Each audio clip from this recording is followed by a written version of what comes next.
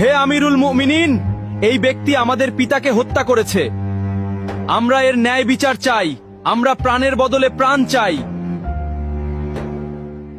জনাব, অভিযোগ সত্য, তবে আমি খুন করার উদ্দেশ্যে তাকে মারিনি। আমার প্রিয় উটটি তাদের বাগানের পাতা খেয়ে ফেলায় বৃদ্ধ পাথর মেরে উটটিকে হত্যা করেন। আমি রাগে পাগল হয়ে যাই, তাই আমি পাথর ছুঁড়ে মারলে সেটি বৃদ্ধের মাথায় লাগে এবং তিনি মারা যান। আমি ইচ্ছা করে তাকে হত্যা করিনি জনাব। তুমি নিজের ইচ্ছায় হত্যা করো বা না করো, ইসলামের বিধান অনুযায়ী তোমাকে মৃত্যুদণ্ড গ্রহণ করতে হবে।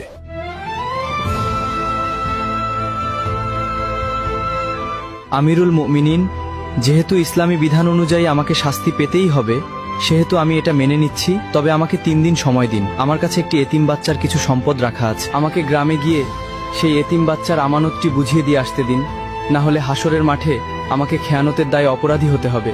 দয়া করে আমার এই আর্জিটা রাখুন জনাব।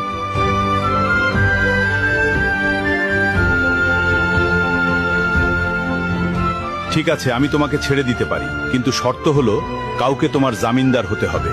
তুমি ফিরে না এলে তাকেই তোমার বদলে মৃত্যুদণ্ড দেওয়া হবে।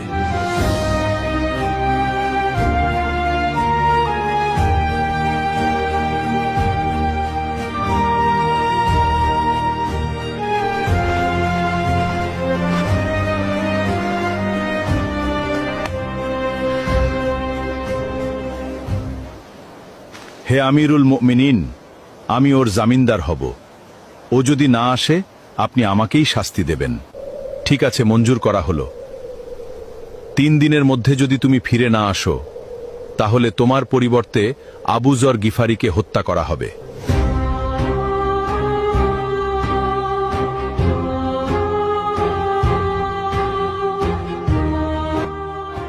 ভাবতেই অবাক লাগছে, সম্পূর্ণ অচেনা একজন মানুষের জন্য আবু যরনের মতো এমন মহান সাহাবী নিজের জীবন বিপদে ফেলে দিলেন। আল্লাহ না করুন ওই বেদুইন যুবক যদি আজ ফিরে না আসে, তবে আমাদের মাঝ থেকে এমন একজন শ্রেষ্ঠ মানুষের প্রাণ চলে যাবে। কি যে হবে আজ।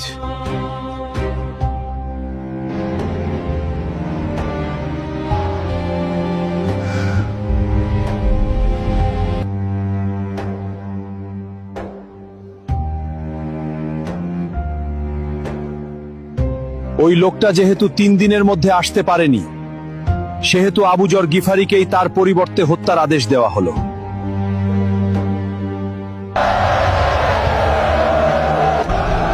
থামুন, সে ফিরে এসেছে।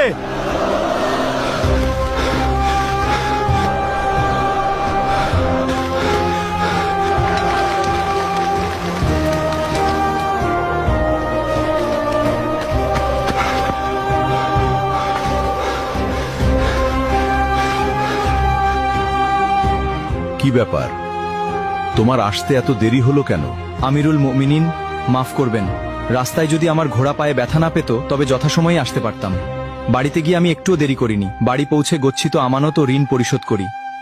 তারপর বাবা, মা এবং নববধূর কাছে সব খুলে বলে চিরবিদায় নিয়ে মৃত্যুর প্রস্তুতি নিয়ে মদিনার উদ্দেশ্যে রওনা দেই। এখন আমার জামিনদার ভাইকে ছেড়ে দিন আর আমাকে মৃত্যুদণ্ড দিয়ে পবিত্র করুন, কেননা কেয়ামতের দিন আমি খুনি হিসেবে আল্লাহর সামনে দাঁড়াতে চাই না। তুমি তো পালিয়ে গিয়ে নিজের প্রাণ বাঁচাতে পারতে। মৃত্যু নিশ্চিত জেনেও কেন ফিরে এলে?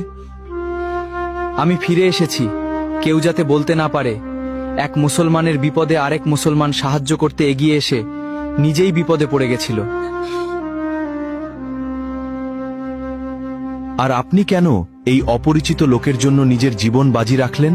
আমিরুল মুমিনিন, কেউ যেন বলতে না পারে এক মুসলমান বিপদে পড়েছিল অথচ কেউ তাকে সাহায্য করতে এগিয়ে আসেনি।